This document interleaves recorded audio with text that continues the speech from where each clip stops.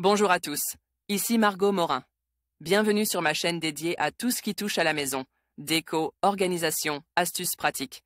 Si vous aimez créer un espace qui vous ressemble et découvrir des conseils pour embellir votre intérieur, n'oubliez pas de vous abonner. Aujourd'hui, on va explorer ensemble un nouveau sujet pour transformer votre chez vous. Prêt? C'est parti! Bonjour à tous. Dans cette vidéo, je vais vous parler d'un sujet qui mérite toute notre attention, le contrat de capitalisation. Que vous soyez novice en matière d'investissement ou que vous cherchiez à diversifier votre patrimoine, ce contrat peut offrir des avantages intéressants. Je vais vous expliquer ce qu'est un contrat de capitalisation, comment il fonctionne et pourquoi il est essentiel de le connaître. Restez avec moi pour découvrir tout ce que vous devez savoir sur ce produit financier souvent méconnu. Le contrat de capitalisation est un placement financier au même titre que le contrat d'assurance vie. En souscrivant un contrat de capitalisation, le souscripteur réalise une opération d'épargne à court ou long terme avec un cadre fiscal privilégié. Il est souvent assimilé au contrat d'assurance vie, mais les deux contrats présentent pourtant des caractéristiques différentes. Le contrat de capitalisation peut être souscrit par une personne morale ou physique.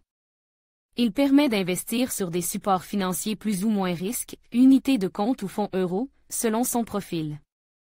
Aucun plafond n'est imposé et la durée de placement est libre.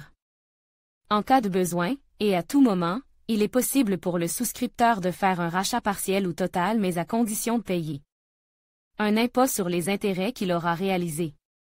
De plus, le titulaire a la possibilité de récupérer son épargne sous forme de rente viagère en vue d'obtenir un complément de revenus. Au moment de sa retraite par exemple. La gestion du contrat peut être profilée, libre ou sous mandat, et le compte peut être alimenté par des versements libres ou programmes. Sous réserve de respecter le montant minimum de versement stipulé au moment de l'ouverture du contrat. Les différences avec le contrat d'assurance vie. Au moment du décès de l'assuré, la valeur vénale du contrat de capitalisation intégrait l'actif successoral du titulaire du compte.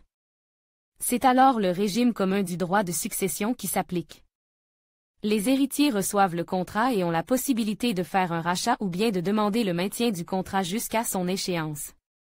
En effet, en cas de décès, le contrat n'est pas dénoué, les héritiers conservent l'antériorité fiscale.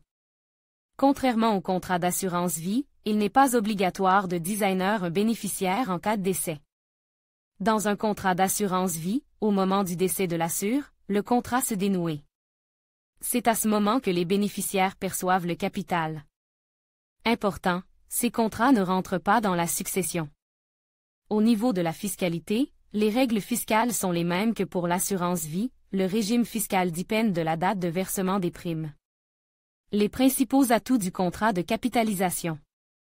Les voici en résumé en quelques points: optimisation des donations, capital plus ou moins sécurisé, constitution d'une épargne disponible.